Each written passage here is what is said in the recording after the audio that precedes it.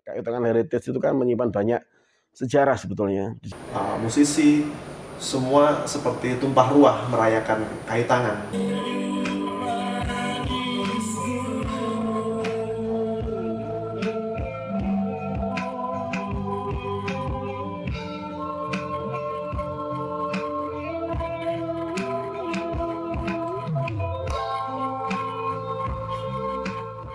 Sampai saat ini sih belum ada ya, jadi memang belum ada komunikasi yang intens antara semua pelaku usaha yang di depan dengan masyarakat yang di dalam. Jadi sementara ini masih berjalan sendiri-sendiri, sehingga kita terkesan memang kita saat ini hanya menjadi objek begitu, belum menjadi subjek di kampungnya sendiri.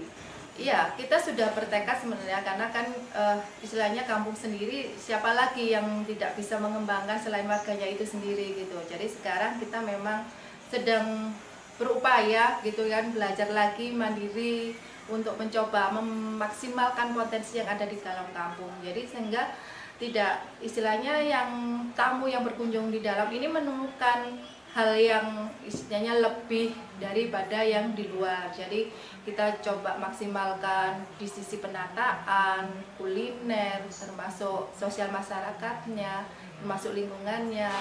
Coba kita itu kemas dalam bentuk paket-paket wisata. Jadi kebetulan kan ada salah satu pelaku usaha yang menyewa bangunan milik warga gitu, digunakan untuk usaha. Sebenarnya kita nggak masalah dengan usahanya gitu, tapi kan ternyata setelah berjalan ini juga ternyata berdampak banyak, lebih ke sisi negatifnya ternyata, karena memang kita sudah melewatkan mereka ya, istilahnya melewatkan di jam waktu berkunjung, tidak memikirkan bahwasanya dia hanya punya ruangan yang 2x2, tapi bagaimana nanti dengan pengunjungnya, ditaruh di mana, akhirnya kan meresahkan di istilahnya kanan kirinya, karena tidak diberikan tempat duduk atau tempat untuk menikmatinya lah gitu. Terlebih kita juga tidak bisa menyaring ya, istilahnya namanya tamu dengan istilahnya, dengan busananya, dengan gayanya, istilahnya apa. Lah kebetulan kan Kayu Tangan ini ya, kalau kita bisa ya memang sini masih religius gitu ya. Jadi untuk sebenarnya kalau penyimpangan semacam itu sih kalau masih sebatas wajar, kita masih mentolerir kan gitu. Tapi kalau kemarin itu sudah benar-benar yang duduk berdua, merokok. Dari situ itu kalangannya tuh anak-anak gitu loh. Jadi kan kita juga harus mewaspadai itu. Ada yang istilahnya nggak ngasih rokok juga, tapi kan namanya budaya itu kan pasti orang anak terlebih ya kan melihat gitu. Jadi ada istilahnya seperti itu. Terlebih belum nanti sampahnya, terus keramaiannya di saat-saat orang istilahnya untuk beribadah di situ rame, dan itu juga masih problem gitulah. Sekarang ternyata takutnya kami istilahnya gitu, ada si A, B, B yang akan istilahnya nyewa di sini, akhirnya lah kita kan entek akhirnya di sini istilahnya warganya kan ya habis untuk disewa aja, kan nggak bisa juga berkembang sendiri gitu. Makanya belum ada regulasi juga sebenarnya di depan juga begitu gitu. Katanya kita menggadang-gadang heritage begitu ya, tapi kan belum ada aturan semacam heritage itu yang seperti apa gitu. Tapi ya di sisi lain ya itu adalah positif bagi kita gitu, karena banyak pengunjung yang kalau istilahnya kalau yang kota-kota besar seperti Jakarta, Surabaya, kalau kafe-kafe kan lebih baik di kota asalnya gitu. Dia di sini nggak hanya kepingin cari kopinya, pasti kan pengalaman ngopi di dalam kampung seperti apa, interaksi ketemu warga seperti apa, pemiliknya bisa cerita seperti apa. Sebenarnya itu yang kita tonjolkan gitu. Sebenarnya kalau program dari pemerintah harus ABC sebenarnya tidak ada Mas. Istilahnya semua kita bermulai dari ya kami warga ini yang bergerak. Jadi bagaimana istilahnya peran dari Pokdarwis ini yang kami mengelola, akhirnya memang disepakati bersama, ayo dijalankan ini langsung sama warga. Jadi kita benar-benar swadaya, swadana, kerjanya dari masyarakat ya nanti kembalinya pasti untuk masyarakat gitu. Kalau secara dana sama sekali dari pemerintah nggak ada gitu. Kalau kemarin memang ada program pembangunan kotaku, istilahnya kan kita nggak terima uangnya, langsung dibangunkan fisiknya gitu. Itu pun tanpa sosialisasi sebenarnya, kan begitu. Jadi kita nggak tahu ini mau dibuat apa, termasuk di koridor kayu tangan. Tiba-tiba aja kok dipasang lampu, oh tiba-tiba kok dipasang kursi, tiba-tiba ramenya itu. Jadi kan nggak disiapkan gitu loh. Jadi kita yang wah hanya ya terkaget-kaget memang. Akhirnya kan memang kesiapan warga ya waktu itu pas pandemi benar-benar di sini nggak ada pemasukan, begitu mau siap mau buka ternyata fenomenanya lagi genjar-genjarnya yang ada di depan, lampu-lampu yang terang benderang lah. Kita aja dibuatkan lampu untuk hidup kita harus beli token dulu gitu, belum lagi nanti masalah koslet kayak kemarin kena banjir. Nanti masih siapa yang akan memperbaiki, karena nggak 1-2 lampunya ratusan gitu kan, ya cukup mahal juga kalau biaya operasionalnya gitu ya. Kita sudah komunikasikan pemerintah, sudah kita berupaya kemanapun intinya sudah, cuma memang kan prosesnya nggak gampang lah itu gitu. Termasuk ya masalah-masalah tadi yang tadi kafenya karena nggak ada di tempatnya situ, akhirnya kan dibawa nih produknya jalan-jalan kemana-mana naruh iya sudah potret warga buang ke sungai, ini nanti tanggung jawabnya siapa? Itu sih permasalahan itu yang sekarang, apalagi sekarang dengan setelah kita masuk 75 besar desa wisata itu memang kesannya cukup naik. Peningkatan kita cukup signifikan, sekarang sehari tidak kurang dari 400 orang yang masuk. Ya kita juga tidak memungkiri bahwasanya 25% dari 400 itu menuju ke kafe tadi. Karena dia sudah punya brand, punya komunitas yang dari luar Malang malah yang banyak itu cari di sana. Tapi kan tidak melulu dia beli, tapi kan juga ikut foto di sini, dia menikmati wisata di sini, ya otomatis tetap kita kasih retribusi kan gitu. Jadi ya itu juga fenomena lagi, kok sekedar beli kopi aja suruh bayar tiket, bahasanya kan gitu, muncul lagi permasalahan. Jadi sekarang ini ya kita berusaha memetakan permasalahan, mencoba cari jalan keluarnya. Ini nggak ada bantuan dari siapa sih ya wes yang bisa ya memang yang berhak sebenarnya kan ya warga sendiri gitu ya. Jadi ini harusnya enggak peraturan dan sebagainya ya warga, karena kita yang punya di sini kan nggak tadi aturan misalnya buka sampai jam 9 malam ya harus ikut gitu. Di sini istilahnya nggak boleh berpakaian gini-gini ya harus diikutin usaha-usaha, jadi tidak mematikan di dalam kampung itu sendiri.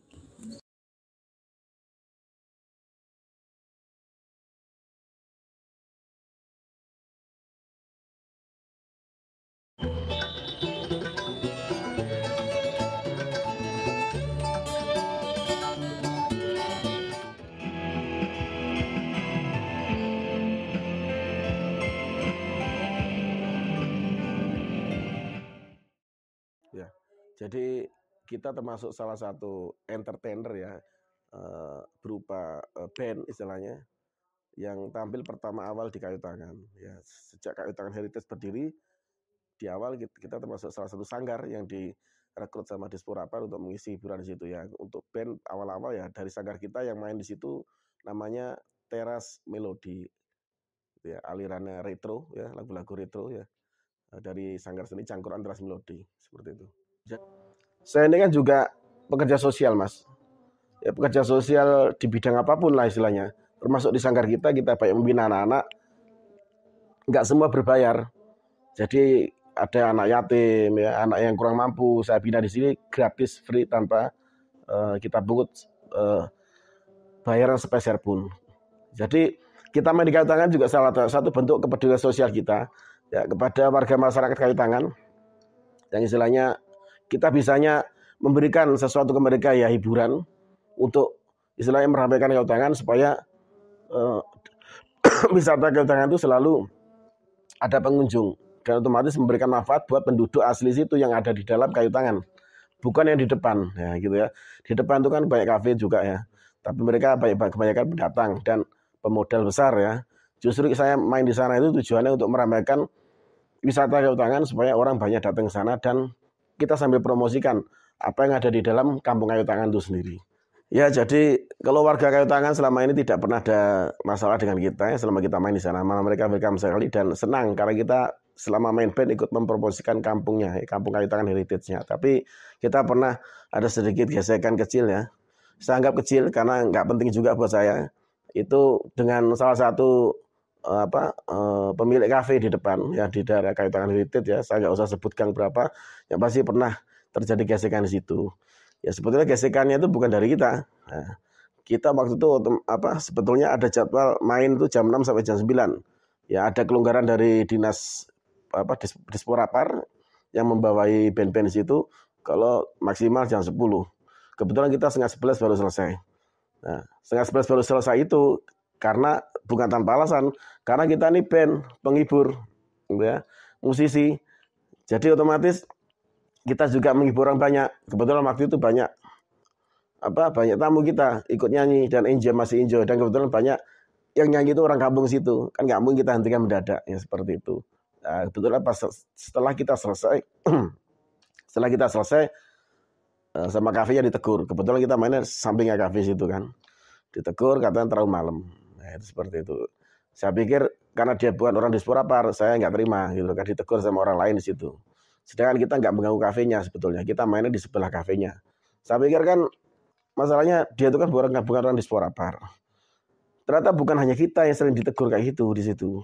Band yang semua main di situ, kalau dianggap terlalu malam sama dia ditegur, katanya mengganggu kafenya. Padahal sebetulnya kalau kita banyak tamunya di situ, minumnya juga di situ, di kafenya dia. Terus saya tegur balik. Sampean negur band karena terlalu malam. Katanya kita ngelanggar aturan. Sampean lebih melanggar aturan lagi. Penduduk Kayu Tangan di dalam itu tidak boleh jualan di trotoar. Mereka harus jualan di dalam. Jualan di trotoar diobrak-obrak sama Satpol PP. Dan sampean ini kursinya dinas kan, yang besi-besi itu kan kursi permanen tuh. Itu kursinya untuk trotoar situ kan. Dikasih meja sama dia depannya. Dia jualan kan boleh lah sampai terasnya dia sampai dalam. Tapi kalau sudah trotoar, itu bukan miliknya pemilik kafe, itu milik masyarakat banyak. Dia jualan ngasih meja di situ. Tamunya duduk di situ, minum kopi ditaruh di meja. Jadi dia sama dengan jualan di trotoar. Nah, itu nggak boleh sebetulnya. Tapi bilangnya dia boleh. Yang boleh kan siapa? Orang Disporapar katanya. Nah, kita kan nggak terimanya di situ gitu loh. Jangan membawa nama Disporapar kalau memang itu nggak benar gitu. Begitu ada gesekan, bukannya kita yang dibelain, malah orang oknum dinas malah belain kafenya. Seperti itu. Kita malah yang kena komplain habis-habisan. Nah, betul.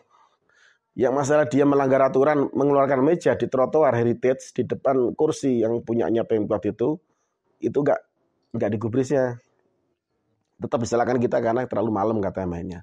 Padahal kita biasa main sampai malam ya, penduduk situ enjoy aja. Kita kalau mau lanjut sampai malam karena permintaan warga, kita pasti tanya dulu, nggak mungkin bablas aja gitu kan. Kalau ada Pak RW yang lewat, ada warga lewat, Mas, ini jam berapa sampai selesainya? Ya terserah gitu. Orang penduduk kampung tuh seneng. Kalau sampai malam otomatis dagangannya di dalam kampung, di ganggang itu kan ada orang jualan gorengan, ayam geprek dan lain-lain lah, kopi. Itu mereka laku gitu loh. Karena kita kalau main, kita tuh sudah ada fans sendiri lah ya. Yang lagu-lagu kita lagu-lagu agak mundur ya. Otomatis orang-orang yang di zaman-zaman kita pengen dengarkan lagu santai ya, tanpa harus membayar kopi mahal-mahal, ya datanglah lihat band kita di heritage itu.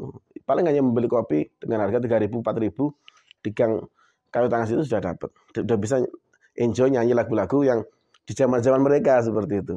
Nah, ya pesan saya ya, ini sebenarnya bukan pesan juga ya, dalam artian hanya mengharap kita ini sebagai pelaku industri kreatif di Malang, ayolah kita bersatu ya, bersatu tanpa ada rasa cemburu, tanpa ada rasa curiga, ya karena apa?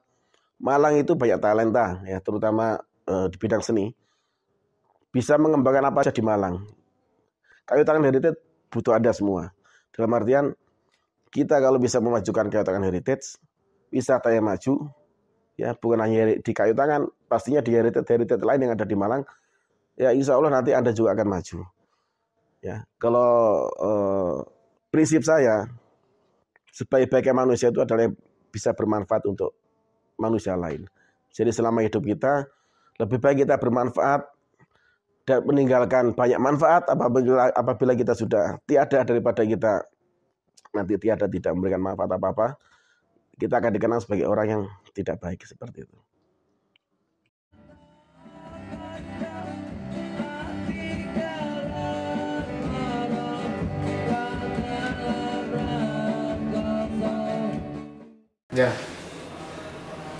Ya kayu tangan kalau dari pendapat saya itu satu bagian kota yang sangat potensial sebagai ruang publik yang terbuka ya. Jadi ada banyak sekali komunitas yang bisa memanfaatkan, bisa hidup di sana, bisa bertemu dengan orang lain di kayu tangan. Jadi kalau dalam pandangan saya, kayu tangan hari ini berkembang menjadi semakin terbuka. Dalam satu sisi terbuka dalam artian semakin banyak orang bisa mengakses kayu tangan dan menjadi tempat yang relatif demokratis, karena ya tidak harus membayar untuk bisa duduk-duduk atau menikmati kayu tangan. Sebetulnya saya cukup terbatas ya pengetahuan saya terhadap kayu tangan. Saya baru satu kali bersama dengan mahasiswa project gerak jalan namanya ketika itu di kayu tangan. Jadi kami beritikat untuk bisa mencari tahu dan mendalami gerak yang ada di jalanan kayu tangan.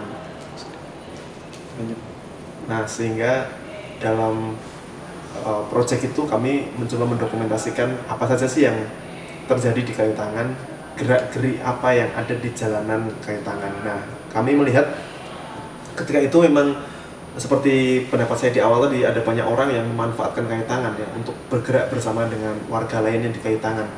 Ada warga setempat, ada wisatawan, ada mahasiswa, ada pedagang, ada musisi, semua seperti tumpah ruah merayakan kayu tangan. Nah, kami merasa bahwa ketika itu ya kayu tangan menjadi tempat terbuka yang cukup demokratis. Bila sebelumnya saya menyebut kayu tangan ruang yang relatif demokratis, tapi sebetulnya kalau mau dilihat secara lebih intensif, mendalam, kayu tangan juga menyisakan semacam ketimpangan-ketimpangan. Seperti yang teman-teman sebut, ada ketimpangan yang ada terjadi di dalam pemukiman dan di luar pemukiman. Di sekitar jalanan itu rasa-rasanya sangat ramai, tapi kemudian yang di dalam banyak warga merasa tidak banyak kunjungan wisatawan ke sana. Nah, buat saya itu juga di satu sisi semacam project perkembangan kota yang sebetulnya mungkin perlu didalami, dalam artian bagaimana membuat warga yang di dalam bisa ikut berpartisipasi dalam pengembangan pariwisata di kayu tangan dan bisa aktif di sana, sehingga pengunjung kalau memungkinkan datang kayu tangan juga bolehlah datang dan tertarik untuk masuk ke kampung-kampung di sekitar kayu tangan. Yang hari ini kalau menurut pandangan saya memang belum banyak kunjungan datang ke dalam, tapi sebetulnya itu juga perlu dilihat sebagai, kalau dalam kacamata wisatawan juga butuh alasan juga untuk bisa berlama-lama di dalam kampung ya. Nah, sepertinya kalau dalam pandangan kami kemarin waktu riset, belum banyak tawaran bagi wisatawan untuk bisa berlama-lama di dalam kampungnya, sehingga ya mungkin seperti pendapat kalian tadi, di dalam terasa belum begitu semarak akibat dari wisata di dalam kayu tangan, sementara di luar sudah sangat semarak. Menurut saya solusinya itu adalah solusi yang partisipatif ya, dalam artian perlu melibatkan warga untuk memikirkan juga aspirasi kampungnya.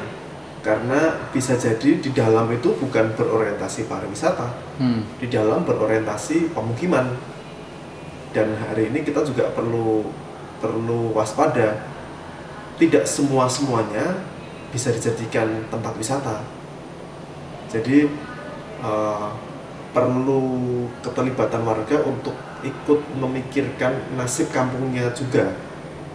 Jangan sampai warga merasa ya ini adalah tempat tinggal saya, tiba-tiba dialih ubah menjadi tempat wisata tanpa persetujuan, tanpa visi yang sama. Ya tentu ini ada konflik kepentingan.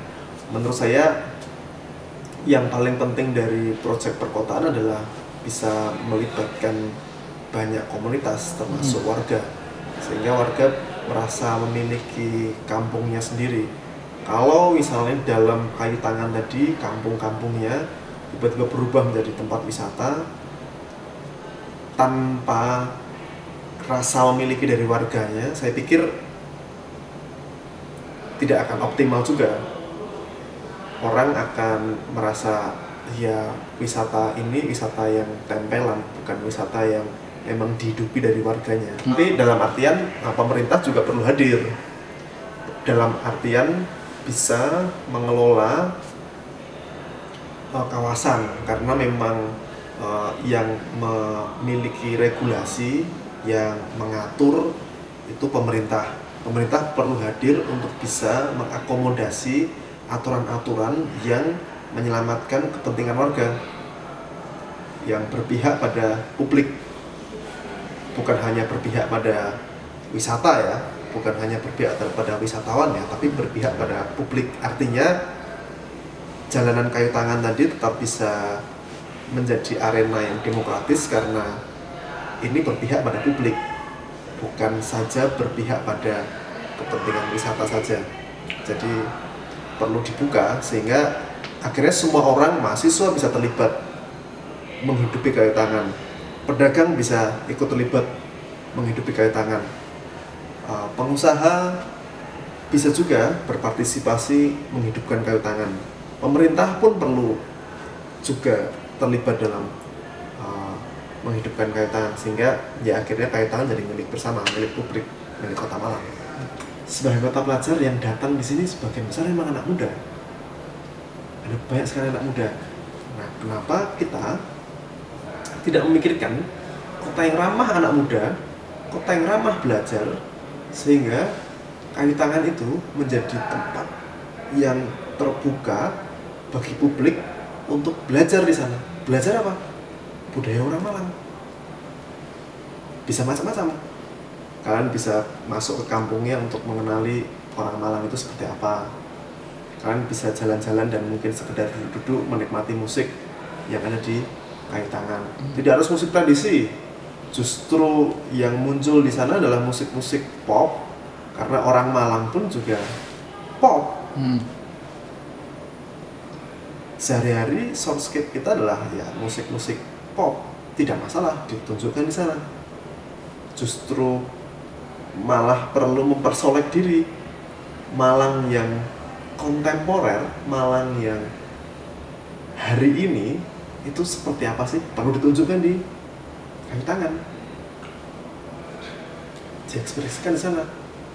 Jadi kalian bisa duduk-duduk belajar misalnya di sana, bisa duduk-duduk merasa nyaman, aman, mungkin sekedar ngobrol, diskusi di sekitar sana. Nah, saya pikir ketika itu hidup dari warganya, menjadi simbol atas geliat warga Malang, itu dengan sendirinya dia akan menjadi landmark